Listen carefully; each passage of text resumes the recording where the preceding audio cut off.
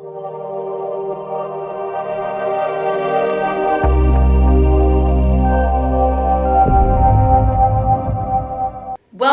to CBRE Fast 5. I'm currently Iacono, and tonight we are reviewing the net lease bank sector. There are so many varying opinions on this segment of the market. What one person labels extreme risk, another sees as amazing opportunity.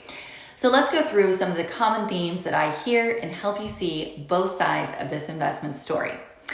First and most common that I hear are bank branches are becoming irrelevant and will close in the near term as everything moves online.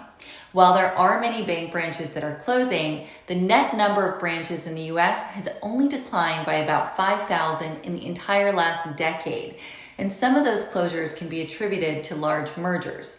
To put that in perspective, there are still over 76,000 branches nationwide.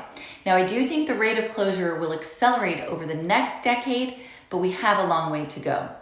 62% of consumers surveyed in March said they prefer to use banks or credit unions that have a physical presence. So to that end, the branches are here to stay, although they might look a little different. To that point, here are some of the noteworthy changes that are happening in the physical branches.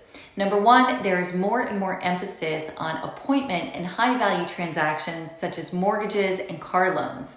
Lower-level transactions such as check cashing and opening bank accounts in person will continue to decrease.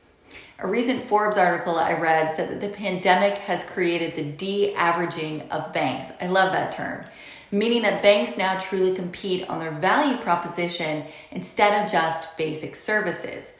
Consumers really want an experience that represents the brand to which they're associated.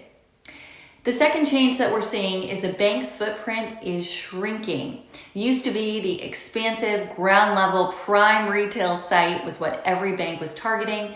Now we're seeing more sub-1,000 square foot sites, very small, with an ATM and two bankers popping up. So with all of this change, the opportunistic play in investing is to purchase bank branches with shorter term leases and welcome the potential vacancy. But why would a developer go through this hassle? Because bank branches enjoy some of the best positioned single tenant real estate pads out there. They are usually situated in highly visible, highly trafficked locations and dense retail corridors.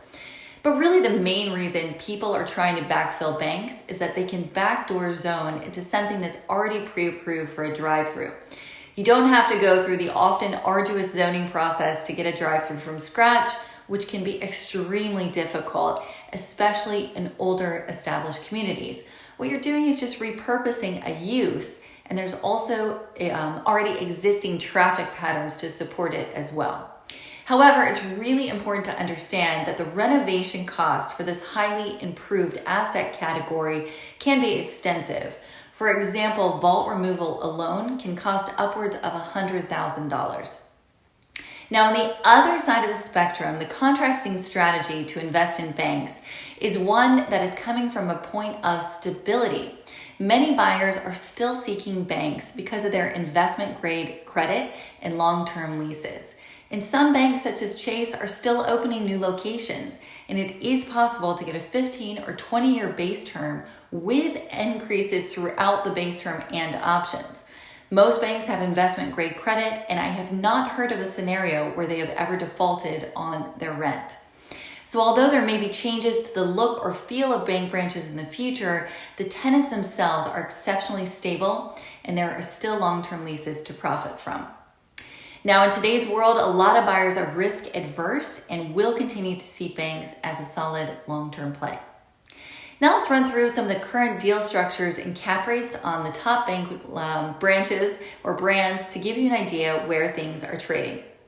Bank of America, which has a credit rating of S&P A- in 4,300 locations, they have an average branch footprint of 4,000 to 6,000 square feet, and their leases are typically on new builds, triple net ground leases.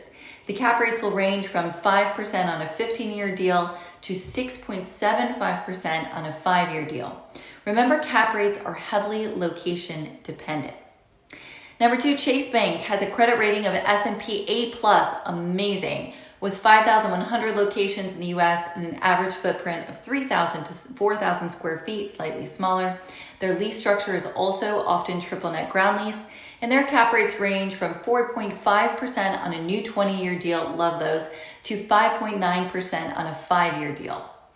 Cap rates on Chase banks are especially low because of their top-notch credit rating and the fact that they are one of the few brands that are still building new locations. Moving on to Wells Fargo, Wells has a credit rating S&P BBB+, still investment grade, with 8,050 locations and an average footprint of 3,000 to 5,000 square feet. Same lease structure on new builds, triple net ground lease, and their cap rates will range from 4.85 on a 20-year deal to roughly 6.5 on a 5-year deal. Finally, Pnc Bank, which has a credit rating of S&P A and 2,459 locations. Their average square footage for their branches is right in the same avenue, 3,500 to 4,000. Their cap rates range from 4.95 on a 15-year new build to 6.1 on a 5-year deal. Now, aside from the underlying real estate, deposits held at each location is another important determining factor in the value of the investment and is something you should also consider. If you have a bank branch you're contemplating selling or you're in the market to purchase, please feel free to give me a call. I'm happy to discuss. That was CRE Fast 5. I'm Carly Iacono. I'll see you next week.